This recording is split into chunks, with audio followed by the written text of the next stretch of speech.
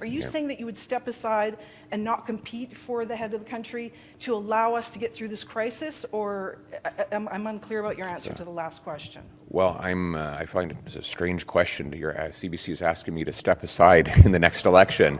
It's a very strange request. No, we're not going to suspend democracy.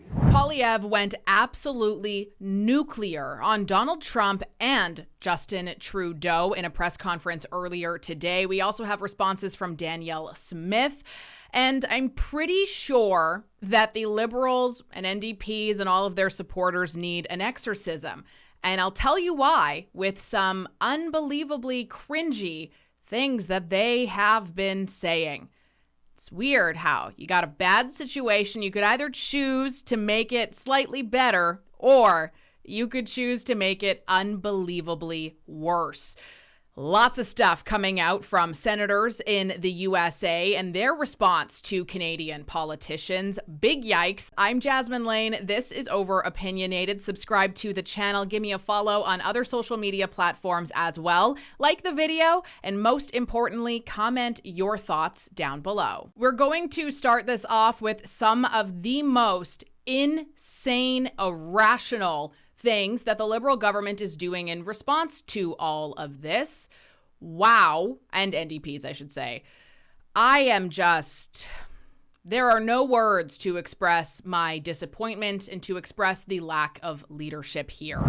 We support a strong Team Canada approach to stand up to Donald Trump. For our first of many steps, effective today, I have directed BC liquor sales to immediately stop buying American liquor from red states. Yep, you heard that one right. Their game plan is to go directly after red states, aka those who voted in Donald Trump. Are you serious? That's your master plan. You know, it's so crazy to me how the Liberal and NDPs, their MO against Conservatives has been, oh, well, they're trying to divide us. Are we?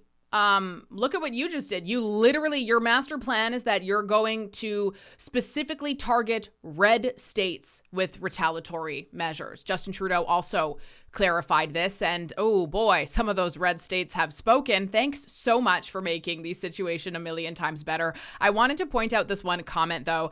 This was on Instagram, and it says red states. So only the conservative states, because Trudeau hates everyone that doesn't agree with him. Yep, that pretty much sums that up. Cool. Nick Sorter on X also wrote, Justin, Canada, Justin, like Justin, but I should have put a space there. Just in, Canada is planning to target Republican states in retaliation for Trump's tariffs, per New York Times. Bring it, Justin Trudeau. You're about to learn the definition of FAFO. If you don't know what that means, I can't say it on YouTube, so you can Google it. President Trump is going to make an example out of you. And in response to that remark that the Trudeau libs/NDPs have been spewing, Greg Abbott, who is the governor of Texas, says, "Careful, Trudeau, the Texas economy is larger than Canada's, and we're not afraid to use it." And now is also the time to choose Canada. There are many ways for you to do your part. It might mean checking the labels at the supermarket and picking Canadian-made products. It might mean opting for Canadian rye over Kentucky bourbon, or foregoing Florida orange juice altogether. It might mean changing your summer vacation plans to stay here in Canada and explore the many national and provincial parks, historical sites, and tourist destinations our great country has to offer. Changing our summer plans. So there you go. Clearly, this is not going to be resolved by summertime, according to Justin Trudeau. That's interesting. You know, there's another really important detail here, which is the simple fact that, you know, a couple of years back during the Freedom Convoy, you had a whole lot of Canadians who were choosing Canada, and they were really standing up for something that they felt was corrupt, wrong, and went against our civil liberties. And what was the response by the Trudeau government for people who were choosing Canada, fighting for Canada, loudly shouting how proud they are to be in this country? His response was to slander them, smear them, call them names, turn the entire country against them, similar to what he did with Danielle Smith in the last month. And his response was also to freeze their bank accounts, to imprison them, to make an example out of them for protesting what his government was doing. A measure that you haven't seen him do with other protests that have been on the streets that have been much more disruptive and disturbing. This reminds me of a conversation that I had just a couple days back on X, where somebody had written, "You describe yourself explicitly as a Canadian patriot and a Canada firster, while in the same breath, you're advocating for our annexation. I think someone else needs a reality check." And my response to this, I'll just read it because that's easier than trying to reiterate it here. I said, "Important to consider why we are here, though. This is what happens when your people are broken, broke, not heard, and struggling. Just a few years ago, people were fighting for Canada from the internal threats we unfortunately still have, which have gotten worse. Our dollar is worthless. Life is unaffordable." Our dollar, by the way, hit 67 cents, if I'm not mistaken, earlier today. "Basic needs are not being met for many. How could you expect these same people to defend and fight for our country under these conditions? We want to thrive. We are unable to do so in our home country. Canada's hope has been lost by this regime. I love my country, but I am far from shocked by people who, after so many years of being stomped on, insulted, ignored, just want to feel happy and full again. A promise that the USA offers them. The wake-up call for this government could have been the convoy, but it wasn't. These people continue to be silenced and ridiculed over their involvement in what was overall a very unifying and positive thing for them during some incredibly challenging times, inflicted by the same people who continue to treat them so distastefully. How could you want to fight for your country after all of that treatment and belittlement for so many years? Many of our refugees and immigrants came to Canada for a better life. Plenty don't stay here because that promise was a fraud. If you're feeling similarly to how many of those individuals once felt before taking the opportunity for a better life, it makes sense to me why you would also find hope and belonging in a nation that is offering you a far better paycheck, far more unity and strength than how ashamed many feel by our elites and government." They will violate the free trade agreement that the President and I, along with our Mexican partner, negotiated and signed a few years ago. But it doesn't have to be this way. As President John F. Kennedy said many years ago, geography has made us neighbors, history has made us friends, economics has made us partners, and necessity has made us allies. I've heard a lot of arguments saying that, oh, well, Canada only attributes to, 1%, less than 1% of the fentanyl that's entering the United States right now. And if that is true, which, let's just think about that. How could they know that? If it's entering the States illegally, how on earth do they know what percentage is actually making its way across the border? That doesn't make sense. So I presume that the 1% is according to the busts that have been made. So let's just say, okay, cool, it's 1%. Well, that sounds like a pretty darn easy problem to fix then, doesn't it? Like, that sounds pretty easy. And yeah, sure, it's border officials of the USA that are not catching those things that are going over the border. But having said that, it's very much a joint initiative. Why are those things in our country and not getting busted to begin with? There's a way larger concern, too, that so few people are discussing here, and that is the regulation and movement of precursor chemicals, which are all used in the production of synthetic opioids, including fentanyl. A lot of these components do have legitimate industrial and pharmaceutical applications, and while Canada has taken some steps to control these substances, a lot of them are still getting brought into the country. They are failing to be checked by the Canadian officials because our border security is not as great as it should be by any stretch, and they're making it in here. So even if the actual manufactured narcotics that are going into the US from Canada are so low, there is a massive problem with the components used to make some of these DRUGs that are getting through the border and slipping through the channels. Let me be very clear. I do not think that Donald Trump is in any way, shape, or form justified to impose such tariffs. And Pierre Poilievre really breaks that down in an excellent, brilliant way, which I'm going to show you right away.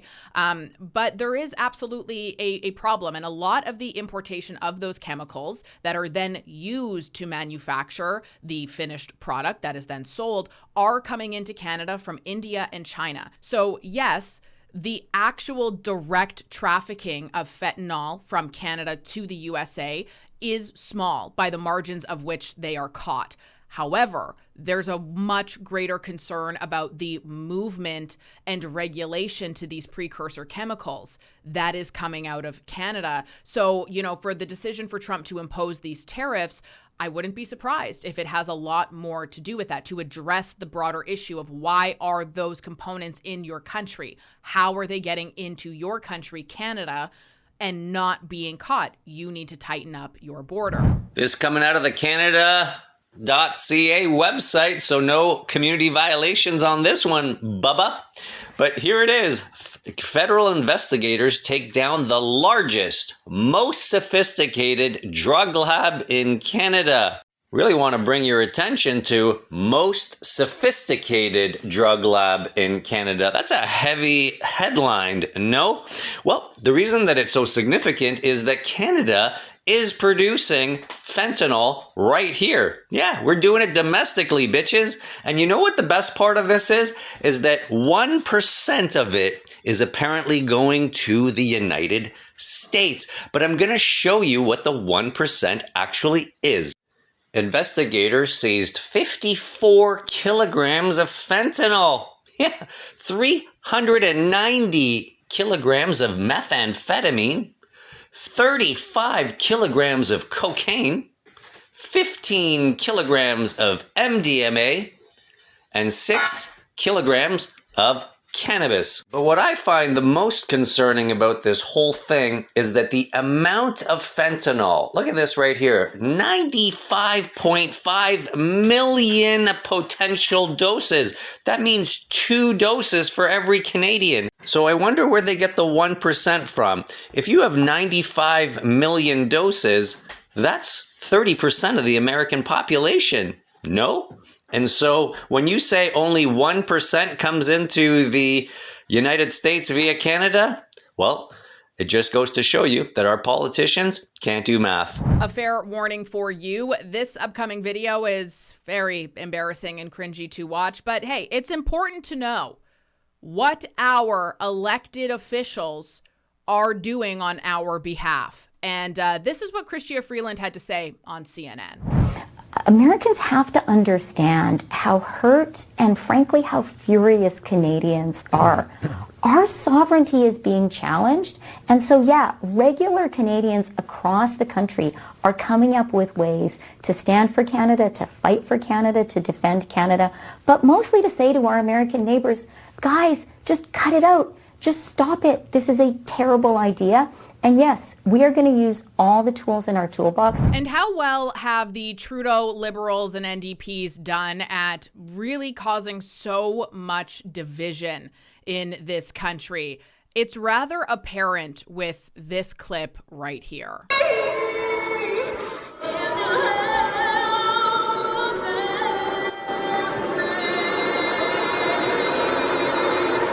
To hear people booing during the national anthem of the United States in a period of time where, yes, I can understand, even if you're rational, that the news coming out of Donald Trump's office is rather disappointing and unjustified and makes you feel a type of way.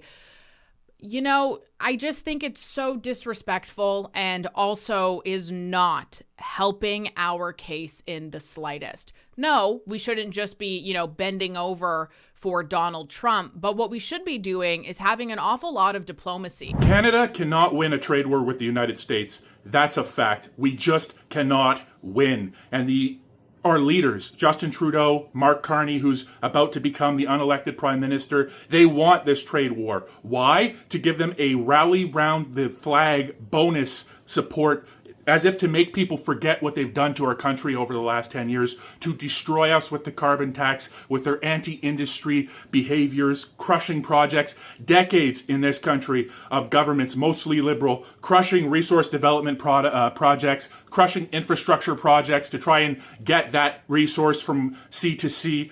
It's been a long-standing tradition in Canada to be anti-industry. We don't build things in this country anymore. We don't have the manufacturing capacity. Danielle Smith also reiterated a lot of this in a post that she made yesterday, saying, "I'm disappointed with U.S. President Donald Trump's decision to place tariffs on all Canadian goods. This decision will harm Canadians and Americans alike and strain the important relationship and alliance between our two nations. Alberta will do everything in its power to convince the U.S. President and Congress, as well as the American people, to reverse this mutually destructive policy." We noted the reduced 10% tariff for Canadian energy, which is partially a recognition of the advocacy undertaken by our government and industry to the U.S. administration, pointing out the substantial wealth created in the U.S. by American companies and tens of thousands of American workers that upgrade and refine approximately 100 billion of Canadian crude oil into 300 billion of product sold all over the world by those same U.S. companies. It's also worth noting that if oil and gas exports are excluded, the United States actually sells more to Canada than Canada sells to the U.S. As I've stated to every American policymaker I've met with these past months, Canada buys more from the U.S. than any country on earth, more than the UK, France, Germany, Italy, and Vietnam combined. There is, therefore, no economic justification for tariffs imposed on any Canadian goods. Despite the disappointment of today's decision, there is also an incredible opportunity before us as a nation. Canada can and must now come together in an unprecedented effort to preserve the livelihoods and futures of our people and expand our political and trade relationships across the globe. We can no longer afford to be so heavily reliant on one primary customer. We must stop limiting our prosperity and inflicting economic wounds on ourselves. Rather, we must unleash the true economic potential of our country, which possesses more wealth and natural resources than any other nation on earth. And this just leaves me with the question of, okay, so why haven't we? And the answer there is failed leadership. This all comes down to Justin Trudeau. Canada could have absolutely been in a place had we made better decisions economically and in terms of investment and encouraging investment by lowering taxes and stuff like that. We could have been in a situation where these tariffs were imposed, and yeah, it would suck, but it wasn't going to hit us this hard. Rather, the Trudeau government and Mark Carney and Chrystia Freeland and Christina Gould and all those people running for leadership have made such an extreme effort to completely obliterate our opportunity at being individually prosperous. And why have they done that? That is a big question you should be asking yourself right now. Who do they serve? I like to speak first to our American friends. You are our friends. You are our neighbors. We share the longest undefended border in the history of the world. You buy our products, and we buy yours. You have a trade surplus with us when energy is excluded. And when it is included, the deal is even better for you because you buy our oil and our gas at massive price discounts. Not because we're nice Canadians, but because here at home we've made really dumb decisions to prevent us from exporting our energy to any other countries. But either way, Americans are better off with this friendship. We share a continent. We share the same risks and the same potential enemies from around the world. Those kinds of enemies can metastasize into real dangers and actual attacks, as you saw suddenly and unexpectedly on 9/11. It's good to have friends when those sorts of things happen. And let me ask my American friends this question. Even if you believe in tariffs, how is it possible to put a 25% tariff on Canada and only a 10% tariff on China? In what strategic mindset does that make sense? If it's to do with fentanyl, the fentanyl's coming from China. It's killing our people too. We both have to do more to stop it. but we can do more when we do it together. Now, here at home, my message to the Liberal government: put aside partisan interests and recall Parliament. It is insane that in this great crisis, Parliament is shut down to deal with a crisis and a power struggle within the Liberal Party. Let's put aside partisan, political interests and recall Parliament. I'm being pushed out a lot. I guess CBC is allowed to ask questions now. You have talked about So we this just a bit, sometimes but we I'm like to looking hear for from more local media. specifics. Do you believe the government's promise of $155 billion in counter tariffs is enough? And what would you do differently to get the president to change course? And to clarify your last question, are you saying that you would step aside and not compete for the head of the country to allow us to get through this crisis? Or I'm unclear about your answer to the last question. Well, I find it a strange question. Your CBC is asking me to step aside in the next election. It's a very strange request. No, we're not going to suspend democracy.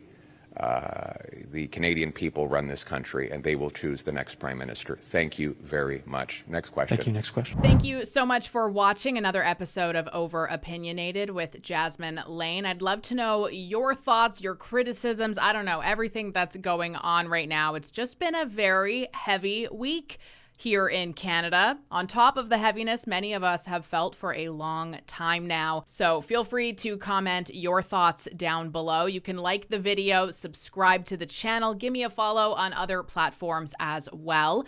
I'll talk to you tomorrow, and I'm wishing you and sending you as much light and love as I possibly can right now.